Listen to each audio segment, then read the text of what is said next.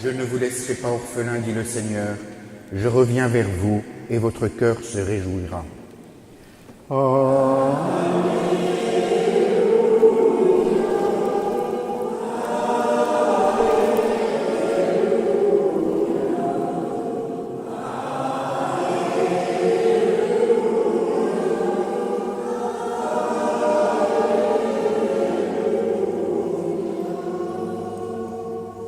Le Seigneur soit avec vous.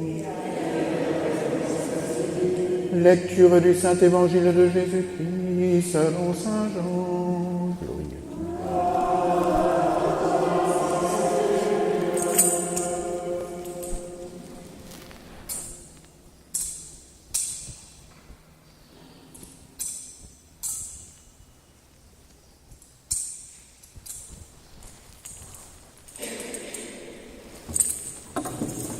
En ce temps-là, les yeux levés au ciel, Jésus priait ainsi.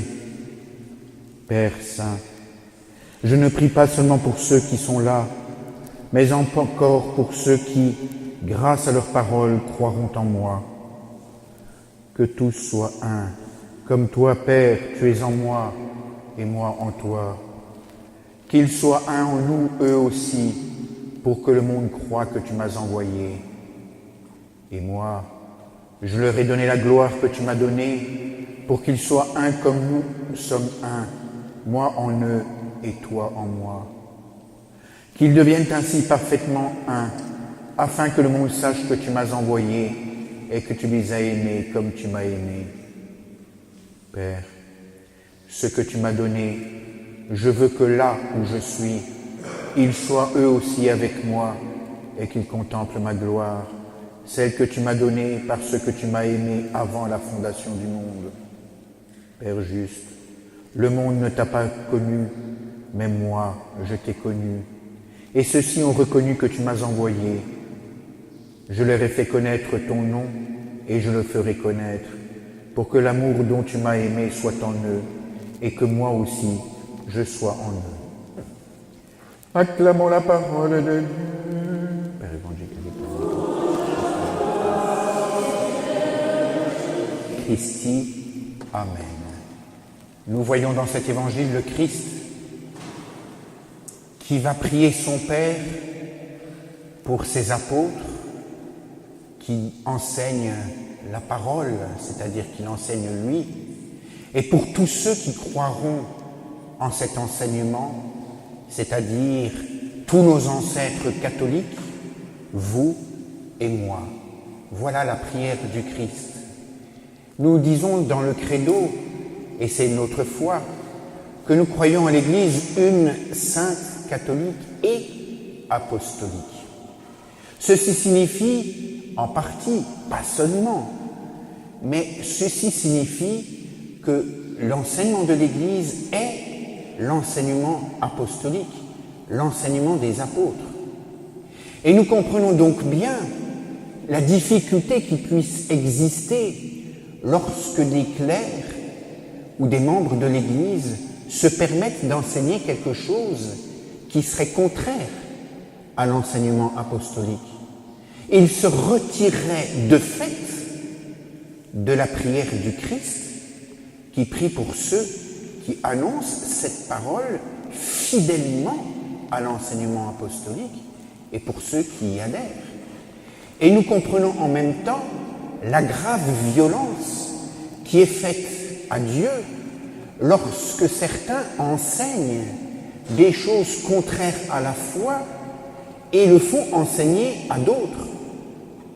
Nous comprenons enfin comme il est dangereux et grave pour nous lorsque devant une erreur théologique touchant donc à la foi, nous n'osons pas parler, nous nous taisons, nous ne rectifions pas. Car nous empêchons par cela à certains qui ont écouté l'erreur de se convertir par rapport à l'enseignement apostolique. Et nous voyons bien que c'est quand même quelque chose d'abominable. Alors pour nous, il ne doit pas en être ainsi, et c'est la raison pour laquelle, lorsque je parle de l'enseignement de l'Église, vous avez remarqué que je disais toujours l'enseignement pérenne de l'Église. c'est-à-dire l'enseignement que l'Église a toujours affirmé, a toujours proclamé, sans changement, sans rien y modifier, car elle le tient des apôtres qui eux-mêmes le tenaient de notre Seigneur Jésus-Christ, tout simplement. Donc nous comprenons cette importance absolue pour nous d'être fidèles à cet enseignement. Et lorsque vous entendez en chair, à la télévision ou ailleurs, un enseignement qui serait contraire à l'enseignement apostolique, dites-vous que c'est une hérésie et que vous n'avez pas à y emboîter le pas.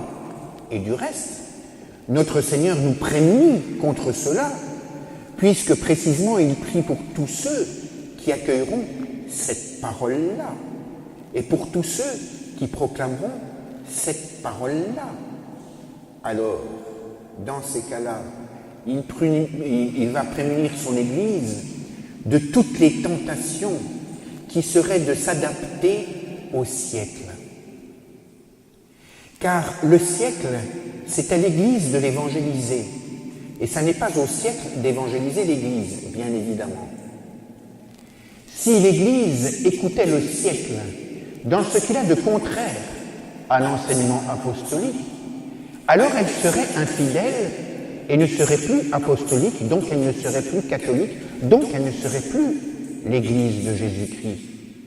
Or, nous voyons, en ces périodes-ci, qu'il y a la tentation chez les chrétiens toujours de prendre modèle sur le monde présent, voué pourtant à disparaître, et non point sur l'enseignement pérenne de l'Église. Et ceci se dit avec des bonnes raisons qui nous conviennent tout à fait. Il s'agit pour nous de faire un aggiornamento, il s'agit pour nous d'être, de notre siècle. Il s'agit pour nous de ne pas rebuter les gens avec des choses qui seraient dépassées. Mais faut-il penser que le Christ, qui jugera les vivants et les morts, puisse être dépassé? Faudrait-il penser que Dieu, qui est infini et tout-puissant, serait dépassé par nos petites idées et nos petites modes, qui, comme chaque mode le veut, n'est qu'éphémère et passe rapidement à une autre mode? Si l'Église se pliait à tous ces courants de pensée, si l'Église se pliait à toutes ces modes, elle se transformerait en girouette. Un jour, elle indique que la voie est au nord, le lendemain, elle n'est plus au nord, elle est au sud, le surlendemain, elle est à l'ouest, et en disant cela, elle serait peut-être à l'ouest. Et enfin, une autre fois, elle est à l'est, et que sais-je d'autre encore? Le pape Benoît XVI disait qu'une foi adulte, c'était une foi qui était parfaitement enracinée dans les Saintes Écritures et l'enseignement de l'Église. L'un ne va pas sans l'autre. Je ne puis prendre les Écritures en dépit de l'enseignement de l'Église, et je ne puis prendre et comprendre l'enseignement de l'Église en dépit des Saintes Écritures. Souvenez-vous de cette phrase de Sainte Jeanne d'Arc. Une pauvre fille de Lorraine, sans doute pas instruite, qui se trouve devant des juges iniques, des clercs. On notera qu'il y avait l'évêque des Beauvais parmi eux, Monseigneur Cochon, des théologiens, qui veulent la mettre en difficulté, lui posent cette question-là. Qui préférez-vous, de l'Église ou du Christ? Cette pauvre Sainte Jeanne d'Arc, si elle répond qu'elle préfère le Christ, on lui dira donc vous rejetez l'Église de Jésus-Christ. Si elle dit qu'elle préfère au Christ l'Église, on lui dira donc vous faites de l'Église une secte. Or le Christ avait dit à ses apôtres, vous serez traînés devant des juges, dans des prétoires, devant des princes, Mais ne vous souciez pas de ce que vous aurez à répondre, c'est l'Esprit Saint qui parlera en vous. Et c'est ce que fit l'Esprit Saint en parlant par la bouche de Sainte Jeanne d'Arc. Elle répondit à cette question difficile peut-être. Il m'est avis que c'est tout un. Ainsi donc pour elle, le Christ et l'Église, c'est tout un. Et effectivement, si vous lisez les épîtres de saint Paul, ne dit-il pas que l'Église est le corps du Christ, dont lui, le Maître, est la tête, le chef, et dont nous sommes les membres. Elle ne faisait jamais, pour finir, que répondre quelque chose de très catholique. Or, nous disions que le pape émérite, le pape Benoît XVI, rappelait qu'une foi adulte était enracinée à la fois dans les Écritures et dans l'enseignement de l'Église. Et il disait qu'une foi qui changeait au gré des modes, au gré de l'actualité, au gré du temps, ne serait pas une foi adulte, mais une foi d'adolescent qui se cherche. Or, bien souvent, dans les paroisses, nous avons fait de la foi d'adolescent le modèle même. Dès qu'une nouvelle idée passe, vite, on s'y précipite, et en même temps se précipite pour abandonner ce que l'on croyait juste avant. Puis une nouvelle idée passe, vite, on s'y précipite, et on abandonne dans le même temps ce que l'on professait juste avant. Ça n'est pas une foi adulte, c'est une foi girouette, c'est effectivement une foi d'adolescent. Alors ensuite, nous voyons le Christ qui prie donc pour l'enseignement apostolique, pour ceux qui le proclameront, et pour ceux qui l'entendront et y adhéreront. Mais pourquoi prie-t-il? Car il prie pour cela, mais le pourquoi? Eh bien, le pourquoi, il le dit lui-même, afin que tous soient un. Il prie donc pour cela, les apôtres et ceux qui écouteront leur enseignement et qui adhéreront, vous et moi, mais pour que nous soyons unis tous dans un seul et même enseignement, pour que nous soyons unis tous dans une seule et même religion. Je rappelle que le mot religion signifie les moyens qui nous relient à Dieu. Donc notre religion, ce qui nous relie à Dieu, c'est l'enseignement, c'est la pratique, ce sont les sacrements. Et il prie pour que nous soyons tous unis dans une seule et même charité. C'est très beau cela. Mais comment cette unité est-il possible? Quel est le modèle de cette unité? Permettez-moi ceci. Faut-il être unis comme un roman l'explique, comme les 40 voleurs dans le roman sur Ali Baba, les milléniaux? Non, car leur unité est unique. C'est pour spolier, pour voler, pour accomplir des rapines. Cette unité n'est pas voulue par Dieu. L'unité dans le mal n'est pas ce qu'il veut. L'unité, c'est dans le bien et c'est dans la charité qui est l'Esprit Saint qui procède et du Père et du Fils. Alors nous comprenons que lorsque nous sommes dans une hérésie, dans une erreur, dans de mauvaises pensées, de mauvaises actions, on peut nous accuser de diviser parce que nous ne faisons pas l'unité dans ce groupe-là. Mais non, nous ouvrons la voie vers celui qui est le chemin, la vérité et la vie. Je me souviens qu'un jour, on m'avait demandé de prêcher dans une grosse paroisse du centre-ville d'Angers, et j'ai dit des choses tout à fait catholiques, bien évidemment, je m'en doutais, mais qu'on n'avait pas entendu depuis une quarantaine d'années. À la sortie de l'église, j'ai failli me faire griffer et arracher les 2 yeux. J'ai réussi à m'en sortir indemne. Et comme je devais prêcher, dire la messe pour plusieurs dimanches, j'ai été chassé illico presto de cette église. Donc je n'ai plus jamais célébré de messe dans cette église. Très bien.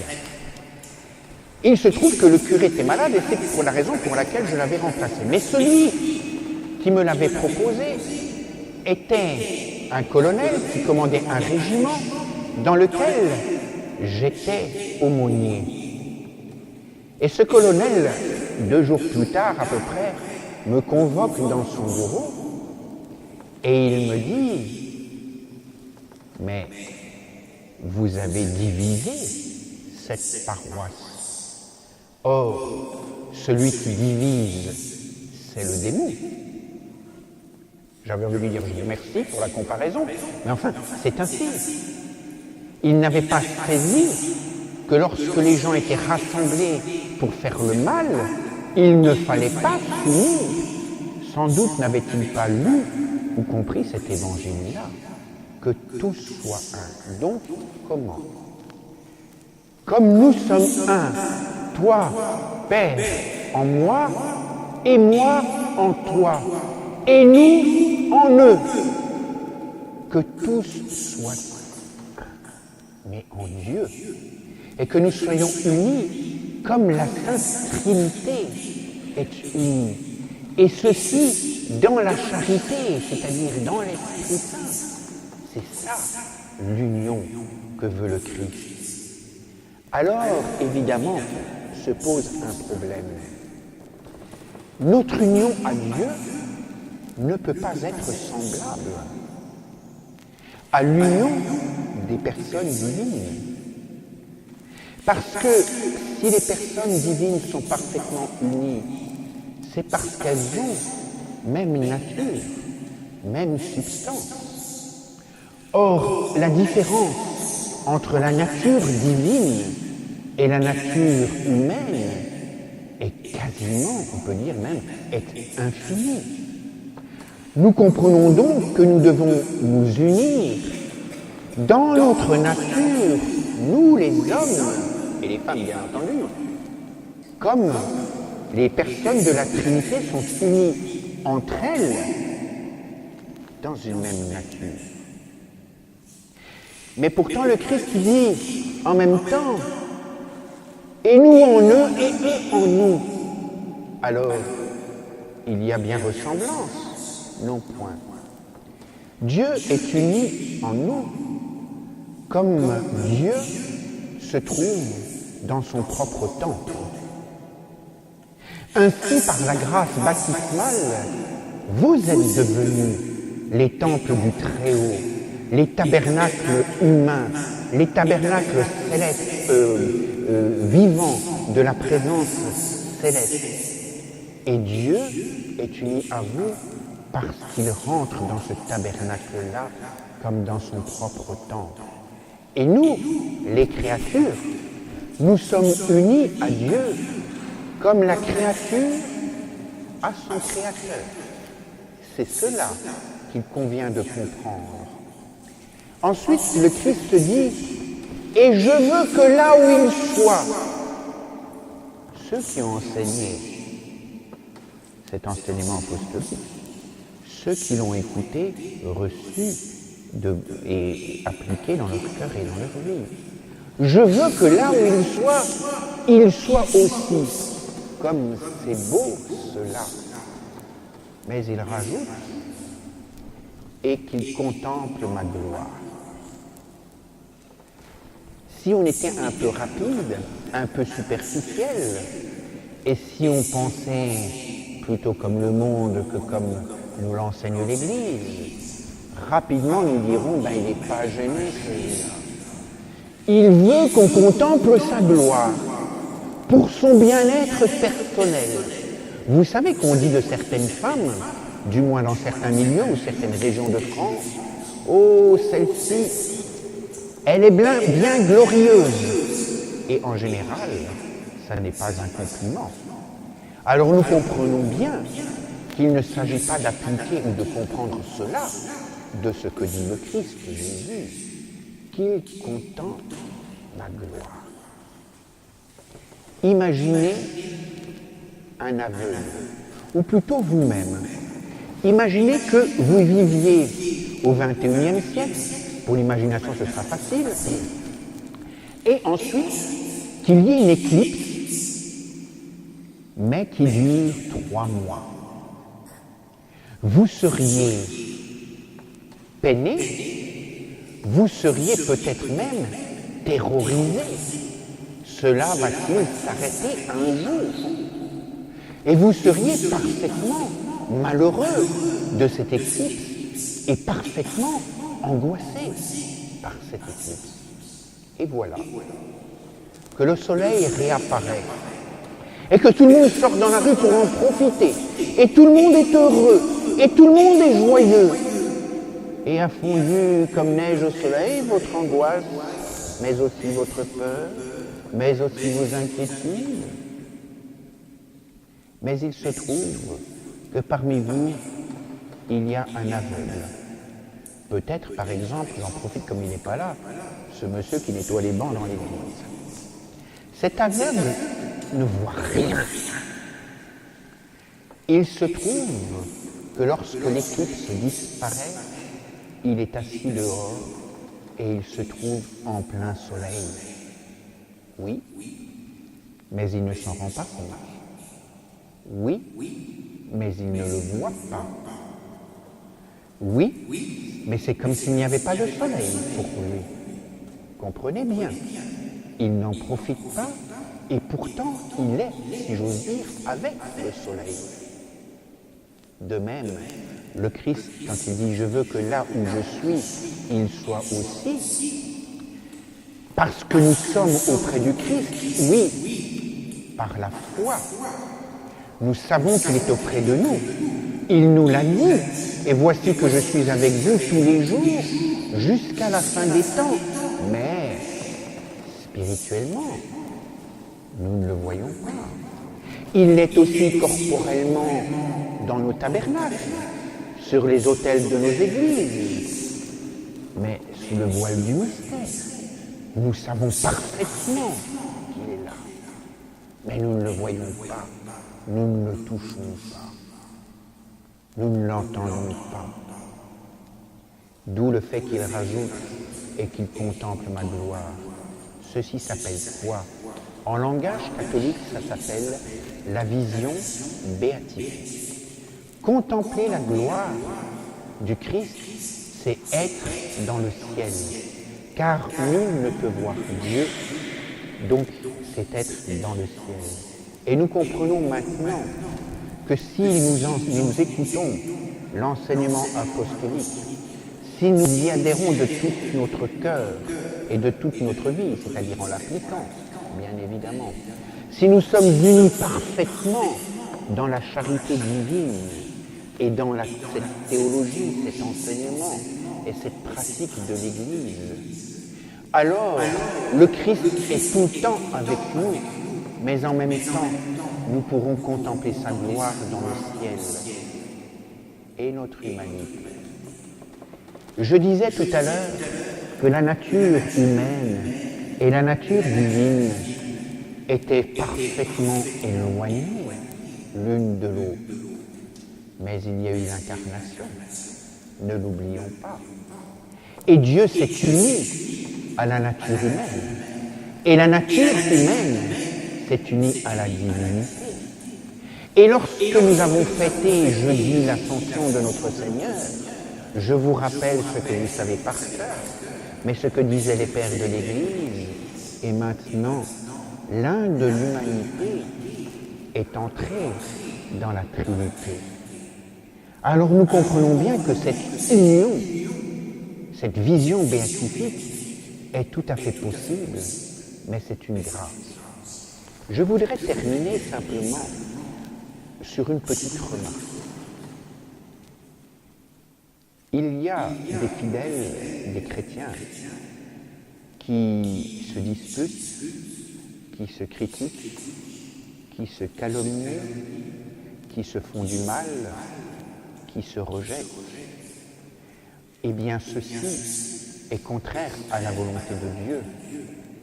Et en étant des instruments de division dans une paroisse, dans un diocèse, ce ne sont pas les œuvres de Dieu qu'ils accomplissent, mais ils profanent gravement le nom du Christ qu'ils portent le jour de leur baptême chrétien.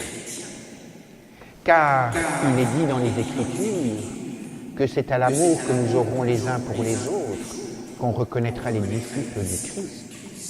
Et voici qu'il dénature ce qu'est un disciple du Christ. Voici qu'il mutile le corps mystique du Christ qui est l'Église. Voici qu'il se sépare de la tête de l'Église qui est le Christ. Et ceci est très fréquent. Et nous l'avons vu en arrivant dans ces paroisses. Et qu'est-ce que ça porte ensuite des fruits? Il y a par exemple 2 paroisses, dont je suis le curé, où à cause de cela, il n'y a plus d'enfants au catéchisme. Parce qu'on leur a dit, attention, si vous les mettez là, ben, c'est comme si vous les mettiez chez Monseigneur Lefebvre ou je ne sais quoi. Ben, je ne sais pas tout ce qu'on a dit. Mais en attendant, non seulement ils ne vont pas au catéchisme, non seulement dans la paroisse, non seulement ils ne vont pas à la messe, mais encore ils ne pratiquent pas et ils ne vont pas au catéchisme dans d'autres ensembles paroissiaux. Voilà des enfants que l'on a retranchés du corps mystique du Christ en semant la zizanie à travers des mensonges et des calomnies.